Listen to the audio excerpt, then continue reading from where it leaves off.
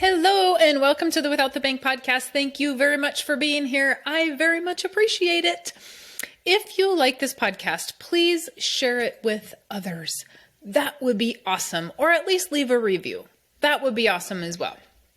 All right. Today, I don't know how long I'm going to go, but I'm going to talk about financial PTSD. And I talk about this a lot with clients. And I was just mentioning it to a friend of mine. And he's like, Mary Jo, you should do a podcast on that. And I thought, I talk about it all the time. It probably is a pretty good subject. So by the end of this, you can email me if you have financial PTSD. It is so funny because I have not always, obviously I had to grow into my business and get it going. And so not always did I have money. And I would open my checking account and I would go online and look at my bank account and I'm like, oh my gosh, I don't have any money. Oh, and it's stressful, right? Like I could not go to McDonald's and afford $1 coffee because I didn't exactly plan to quit my job. I found out about infinite banking. I said, oh my gosh, this is absolutely amazing. Everybody is going to like this. And I quit my job. I put my 2 weeks in. I'm like, this is going to be so easy. And it wasn't that easy because not everybody pays attention to money like they should. However, it was a struggle, right? Well, now when I go back into my bank account, even today, I get that uneasy feeling. Right? Like, is there going to be money there? How much is going to be there? Even though I have nothing to worry about because I have clients, I have money coming in. Everything is going great. We've built the business. We've gone through the pain points, but I still have this uneasy feeling of what I call financial PTSD. And I posted about it on TikTok. So if you're not following me on TikTok, go to TikTok. It's MJ Irmen, and you'll find me there. So I'm posting about this on TikTok. I'm like, am I the only one? And another guy piped up and said, no, I totally get it. I have it too. So I think we should have t-shirts made up. Financial PTSD support group or something, because it really is a good thing. Now, and I'm going to call it a good thing because it reminds me of the struggle. It reminds me of where I've come from. It's awesome that you don't have to have it, but it also makes you empathetic to those people that are going through that struggle. Now, I have had people ask me, well, Mary Jo, I'm financially struggling. My business is struggling. Can you help me? And I've said no. Not because I don't want to help them. I would love to just give every struggling business owner as much money as they need to get going. But why were you struggling? Had somebody given me money when I was struggling, what would have that done? I probably wouldn't have worked as hard. I probably wouldn't have utilized it correctly as far as marketing goes. I had to get extremely creative because I was in that spot of not having anything. When I wrote my book, I didn't have the money to create the book. Okay, I didn't have the money to pay the guy that put the book, put the cover on the book and got all the files where they needed to be and all that good stuff. I did not have that money. So I had to get creative and I pre-sold books. By pre-selling the book, it gave me the money to pay the guy that got that all done.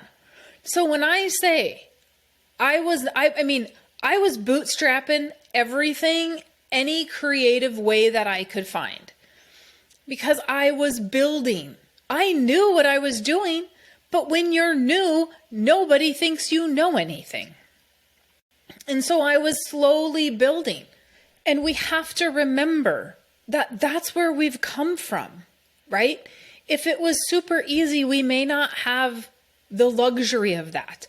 But now having the financial PTSD, it brings me back to always remember. I mean, we could look at that and say that that was horrible. And those were absolutely horrible times. And I would never want to relive them. I don't want to relive them. Don't mistaken me here. I do not want to relive those times. But I talk about this with my clients because of the fact that a lot of people that I talk to are very nervous to talk about their money. And it's really kind of funny because some people will be like, oh my gosh, Mary Jo, I'm so embarrassed. I'm so embarrassed that I have all this debt. And they have maybe 2 loans. I'm like, what do you mean all this debt? It is all relative. And then the next guy's like, oh, I'm doing great. And he has like 15 loans. It's like, you're doing great? Okay, I would have a little financial PTSD over that. But everybody's in a different spot. So many people come in and they're embarrassed of where they're at. You don't need to be embarrassed of where you're at.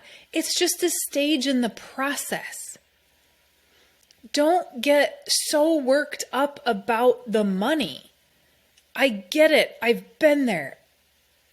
I mean, I remember staining my sweatpants as I was cleaning the house one day, and I just broke down because I'm like, I don't have money to buy new ones. I don't have money to buy new ones. Not that I ever wear them out in public, so I don't know what the big deal was, but it was just the breaking point. All of that stuff is like it happened yesterday, and it was years and years and years and years and years ago. But it feels like it happened yesterday. We've all been there. So if you're there, know that you just need to take the steps to get out. And if somebody were to give you money, where is that going to get you? Is it going to teach you the lesson? Is it going to make you work as hard as you need to work to get to that next step? Is it going to are you going to have enough creative thinking to say, how can I do this? Can I sell books before? Can I sell them prior? And then when they get here, I send them all out. We have to try to problem solve. We have to look at what are we doing that we need to change. And then that financial PTSD will all just, this is what's creating the PTSD is not having the money, right? Then we can look at it later and say, oh, yeah, you know what? Those were rough times, but boy, I wouldn't ever redo them. It is a real thing. If you have anxiety around money, if you have regret, if you're embarrassed about where you've been, I call that financial PTSD. And you're not alone, my friend. Maybe we'll have our support group. Maybe we'll have our t-shirts so other people can also feel like, oh, you know what? I've been there as well. I've been there as well. Because money is so scary to so many people, and it shouldn't be. It's not hard to understand it. People make us think it's hard. But it's not hard to understand it. Just like it's not hard to understand how to eat right, but we just have to do it. I'm not very good at it, but we just have to do it. I know how to do it. I just have to do it. Same thing with money. If we find the right person to teach us about it, it is easier to do that. If I know how to make a healthy recipe, then I can do that. I know how to make all the unhealthy recipes because that's what I grew up as, right? Or grew up with. All the German dough and cream recipes, I know how to make them because that's what I grew up eating. I know how to bake because that's what I grew up doing. But doing it in a different way is hard when there's nobody there to teach you. It's hard when people use big terminology and don't break it down. That's the glory of what I've written in my books is I've broke it down so that it's very, very simple, so that we can get past the PTSD and we can start making money and we can start understanding things instead of being talked to like we already know and it's over our heads. And then we back away because we're embarrassed that we don't know. I don't want you to feel that way. I felt that way many, many times. I was just stubborn enough to keep pushing. I hope that helped you guys. This is a really short podcast this week, but I really hope that helped you and maybe gave you some motivation. Maybe we just diagnosed you with financial PTSD. I don't know. I'm no doctor, but I'm here to give out financial diagnoses. If you guys need anything, let me know. MaryJo@withoutthebank.com. If you have not gotten the book yet, go to withoutthebank.com, pick up the book Life Without the Bank, and grab Nelson's book, Becoming Your Own Banker. You can get them in a bundle, read them. Let me know if you need anything, because I am here to help you schedule your appointment. Otherwise, I'll see you in the next podcast. Talk to you later. Have a good one.